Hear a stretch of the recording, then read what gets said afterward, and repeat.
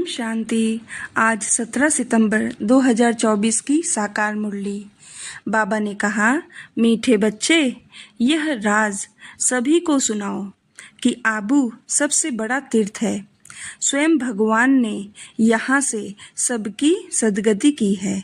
प्रश्न में पूछा, कौन सी एक बात मनुष्य अगर समझ जाए तो यहाँ भीड़ लग जाएगी। उत्तर में कहा, मुख्य बात समझ लें कि बाप ने जो राजयोग सिखाया था वह अभी फिर से सिखा रहे हैं। वह सर्वव्यापी नहीं है। बाप इस समय आबू में आकर विश्व में शांति स्थापन कर रहे हैं। उसका जड़ यादगार देलवाड़ा मंदिर भी है। आदिदेव यहाँ चैतन्य में बैठे हैं। यह चैतन्य देलवाड़ा मंदिर है। यह बात समझ लें तो आबू की महिमा हो जाए और यहाँ भीड़ लग जाए। आबू का नाम बाला हो गया तो यहाँ बहुत आएंगे। ओम शांति। बच्चों को योग सिखाया और सब जगह सब आपे ही सीखते हैं। सिखलाने वाला बाप नहीं होता, एक दो को आपे ही सिखलाते हैं। यहाँ तो बाप बैठ सिखलाते हैं बच्चों को। रात दिन का फर्क है। वहाँ तो बहुत मित्र संबंधी आदि याद आते रहते हैं। इतना याद नहीं कर सकते हैं, इसलिए देही अभिमानी बहुत मुश्किल बनते हैं। यहाँ तो देही अभिमानी तुमको बहुत जल्दी बनना चाहिए, परंतु बहुत हैं जिनको कुछ भी पता नहीं है। शिव बाबा हमारी सर्विस कर रहे हैं। हमको कहते हैं, अपने को आत्मा समझ, बाप को याद करो।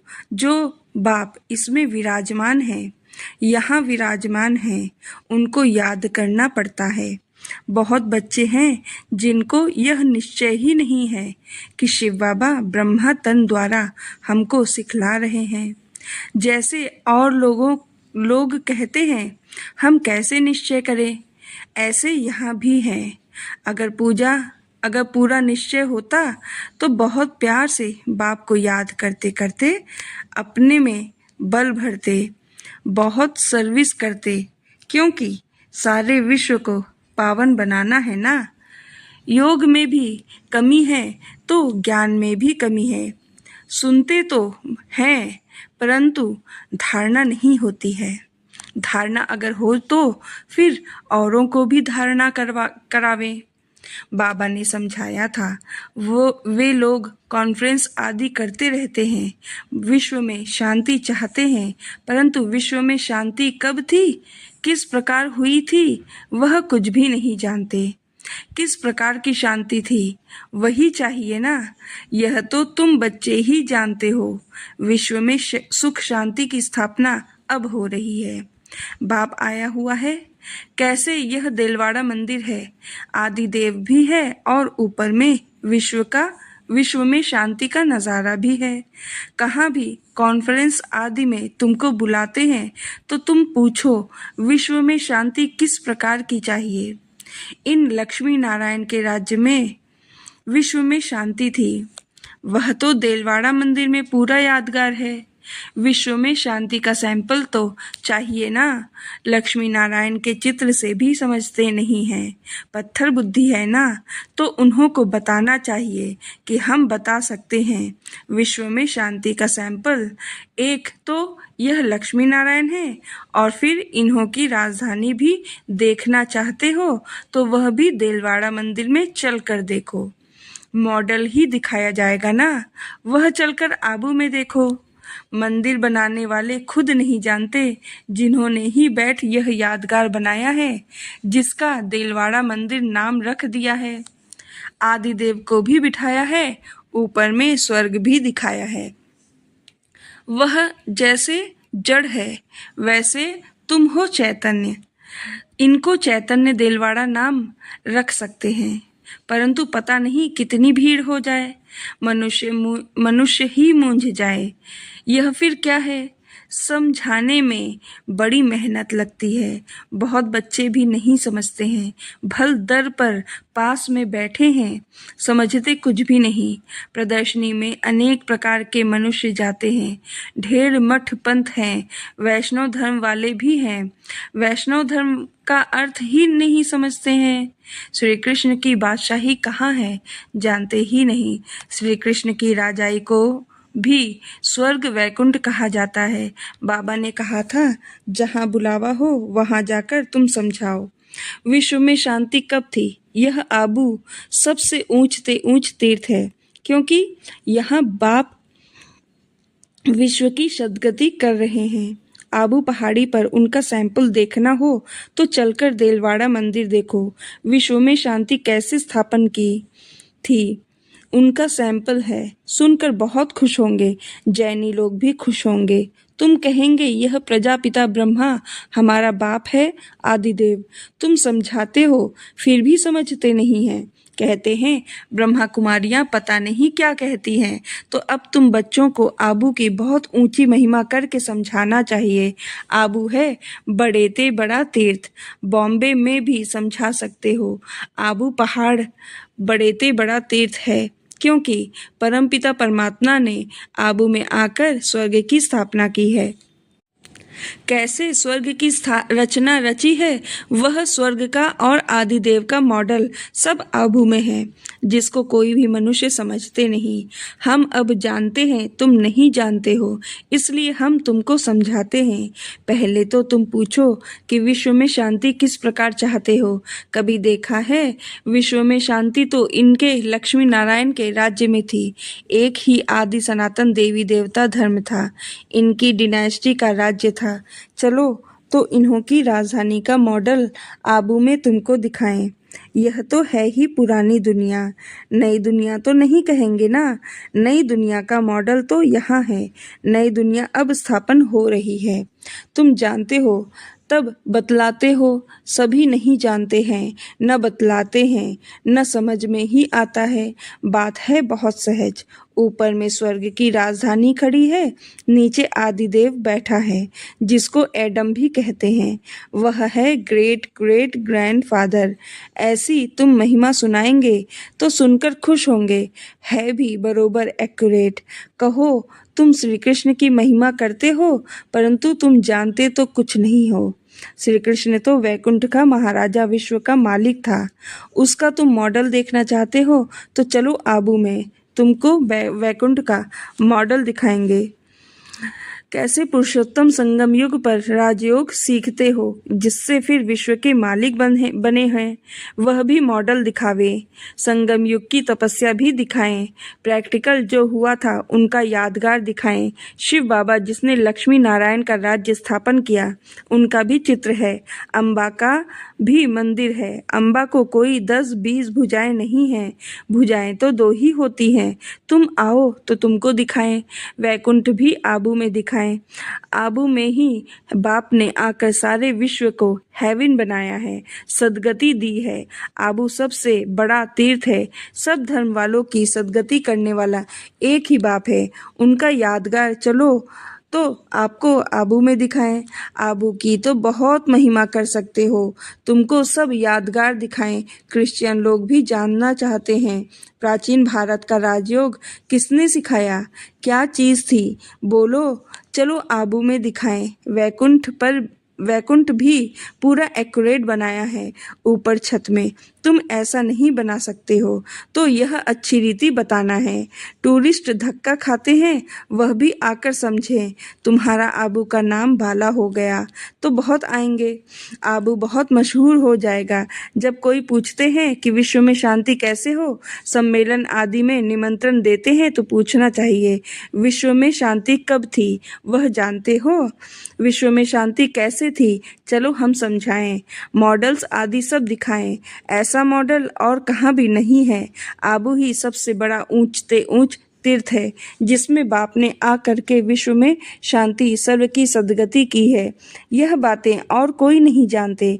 तुम्हारे में भी नंबरवार हैं, भल बड़े महारथी म्यूजियम आदि संभालने वाले हैं, परंतु ठीक रीति किसको समझाते हैं व नहीं।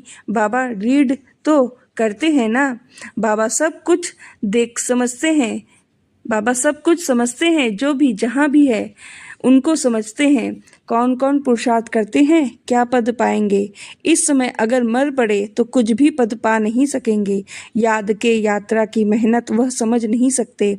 बाप रोज रोज नई बातें समझाते हैं, ऐसे ऐसे समझा कर ले आओ, यहाँ तो यादगार कायम है। बाप कहते हैं मैं भी यहाँ हूँ, आदिदेव भी यहाँ है, वैकुंठ भी यहाँ है। आबू की बहुत भारी महिमा हो जाएगी। आबू पता नहीं क्या हो जाएगा। देखो जैसे कुरुक्षेत्र को अच्छा बनाने के लिए करोड़ों रुपया उड़ाते रहते हैं, कितने ढेर मनुष्य जाकर वहां इकट्ठे होते हैं। इतनी बदबू गंदगी होती है, बात मत पूछो। कितनी भीड़ होती है। समाचार आया था कि भजन मंडली की एक बस नदी में डूब गई। यह सब दुख है ना। अकाले मृत्यु होती रहती है। वहां तो ऐसे कुछ होता ही नहीं। यह सब बातें तुम समझा सकते हो। बातचीत करने वाला बड़ा सेंसिबल चाहिए। बाप ज्ञान का पंप कर रहे हैं, बुद्धि में बिठा रहे हैं। दुनिया थोड़े ही इन बातों को समझती है। वह समझते हैं नई दुनिया का सैर करने जाते हैं। बाप कहते हैं यह दुनिया अब पुरानी गई की गई। वह तो कहते हैं 40,000 वर्ष पड़े हैं। तुम तो बतलाते हो कि सारा कल्प ही 5,000 वर्ष का है। पुरानी दुनिया का तो मौत सामने खड़ा है। इसको कहा जाता है घोर अंधियारा। कुंभकर्ण की नींद में सोए पड़े हैं। कुंभकर्ण आधा कल्प सोता था, आधा कल्प जागता था। तुम कुंभकर्ण थे। यह खेल बड़ा वंडरफुल है। इन बातों को सब थोड़े ही समझ सकते हैं। कई तो ऐसे ही भावना में आ जाते हैं, सुनते हैं यह सब जा रहे हैं तो चल पड़ते हैं। उनको बताते हैं हम शिव बाबा के पास जाते हैं, शिव बाबा स्वर्ग की स्थापना कर रहे हैं। उस बेहद के बाप को याद करने से बेहद का वर्षा मिलता है। बस तो वह भी कह देते शिव बाबा हम आपके बच्चे हैं, आपसे वर्षा जरूर लेंगे। बस बेड़ा पार है। भावना का भाड़ा देखो कितना मिलता है। भक्ति मार्ग में तो है आधा कल्प का सुख। यहाँ तुम बच्चे जानते हो बेहद का बाप से बेहद का वर्षा मिलता है। वह तो है भावना का अल्पकाल के सुख का भाड़ा। यहाँ तुमको मिला है 21 जन्मों के लिए भावना का भाड़ा। बाकी साक्षात्कार आदि में है कुछ है नहीं। कोई कहते हैं साक्षात्कार हो, तब बाबा समझ जाते हैं कुछ भी समझा नहीं है। साक्षात्कार करना है तो जाकर नौधा भक्ति करो, उससे कुछ मिलता नहीं है। करके दूसरे जन्म में कुछ अच्छा बन पड़ेंगे। अच्छा भक्त होगा तो अच्छा जन्म मिलेगा। यह तो बात ही न्यारी है। यह पुरानी दुनिया बदल रही है। बाप है ही दुनिया बदलने वाला। यादगार खड़ा है ना। बहुत पुराना मंदिर है, कुछ टूटता करता है तो फिर मरम्मत कराते रहते हैं, परंतु वह शोभा तो कम हो ही जाती है। यह तो सब विनाशी चीजें हैं। तो बाप समझाते हैं बच्चे एक तो अपने कल्याण के लिए अपने को आत्मा समझ बाप को याद करो तो विक्रम विनाश हो। पढ़ाई की बात है। बाकी यह जो मथुरा में मधुबन कुंज गली आदि बैठ बनाया है वह कुछ भी है नहीं। न कोई गोप गोपियों का खेल है। यह समझाने में बड़ी मेहनत करनी पड़ती है। एक एक पॉइंट अच्छी रीति बैठ समझाओ। कॉन्फ्रेंस आदि में भी चाहिए योग वाला। तलवार में जौहर नहीं होगा, किसको तीर लगेगा नहीं। तब बाप भी कहते हैं अभी देरी है। अभी मान लें कि परमात्मा सर्वव्यापी नहीं है तो भीड़ लग जाए, परंतु अभी टाइम नहीं है। एक बात मुख्य समझ जाएं कि राजयोग बाप ने सिखाया था, जो इस समय सिखला रहे हैं। इसके बदले नाम उसका डाल दिया है जो कि अभी सांवरा है, कितनी बड़ी भूल है, इससे ही तुम्हारा बेड़ा डूब गया है। अब बाप समझाते हैं यह पढ़ाई सोर्स ऑफ इनकम है। स्वयं बाप मनुष्य को देवता बनाने के लिए पढ़ाने आते हैं। इसमें पवित्र भी जरूर बनना है, दैवी गुण भी धारण करने हैं। नंबरवार तो होते ही हैं, जो भी सेंटर्स हैं सब नंबरवार हैं। यह सारी राजधानी स्थापन हो रही है, मासी का घर थोड़े ही है। बोलो स्वर्ग कहा जाता है सतयुग को, परंतु वहाँ का राज्य कैसे चलता है? देवताओं का झुंड देखना हो तो चलो आबू, और कोई ऐसी जगह है नहीं जहाँ ऐसे छत में राजाई दिखाई हो। भल अजमेर में स्वर्ग का मॉडल है, परंतु वह और बात है। यहाँ तो आदिदेव भी है ना? सतयुग किसने और कैसे स्थापन किया, यह तो एक्यूरेट यादगार है। अभी हम चैतन्य देलवाड़ा नाम लिख नहीं सकते हैं। जब मनुष्य खुद समझ जाएंगे तो आप ही कहेंगे कि तुम लिखो, अभी नहीं। अभी तो देखो, थोड़ी बात में ही क्या कर देते हैं, क्रोधी बहुत होते हैं। देह अभिमान है ना, देही अभिमानी तो कोई हो न सके सिवाय तुम बच्चों के। पुरुषार्थ करना है, ऐसे नहीं कि जो नसीब में होगा। पुरुषार्थी ऐसे नहीं कहेंगे, वह तो पुरुषार्थ करते रहेंगे। फिर जब फेल होते हैं तब कहते हैं तकदीर में जो था। अच्छा, मीठे मीठे सिक्के लधे बच्चों प्रति माता पिता बाप दादा का याद प्यार और गुड मॉर्निंग। रूहानी बाप की रूहानी बच्चों को नमस्ते। हम रूहानी बच्चों की रूहानी बाप दादा को याद प्यार गुड मॉर्निंग, नमस्ते नमस्ते नमस्ते। शुक्रिया बाबा। धारणा के लिए मुख्य सार: 1. देही अभिमानी बनने का पूरा पूरा पुरुषार्थ करना है। ऐसे कभी नहीं सोचना है कि जो नसीब में होगा। सेंसिबल बनना है, ज्ञान सुनकर उसे स्वरूप में लाना है। याद का जौहर धारण कर फिर सेवा करनी है। सबको आबू महान तीर्थ की महिमा सुनानी है। बाबा ने वरदान दिया, एक बाबा शब्द की स्मृति से याद और सेवा में रहने वाले सच्चे योगी, सच्चे सेवाधारी भाव। आप बच्चे मुख से व मन से बार बार बाबा शब्द कहते हो। बच्चे हो तो बाबा शब्द याद आना या सोचना ही योग है, और मुख से बार बार कहना कि बाबा ऐसे कहते हैं, बाबा ने ये कहा, यही सेवा है। लेकिन इस बाबा शब्द को कोई दिल से कहने वाले हैं, कोई नॉलेज के दिमाग से। जो दिल से कहते हैं उन्हें दिल में सदा प्रत्यक्ष प्राप्ति, खुशी और शक्ति मिलती है। दिमाग वालों को बोलने समय खुशी होती, सदा काल की नहीं। स्लोगन कहा, परमात्मा रूपी क्षमा पर फिदा होने वाले ही सच्चे परवाने हैं। ओम शांति।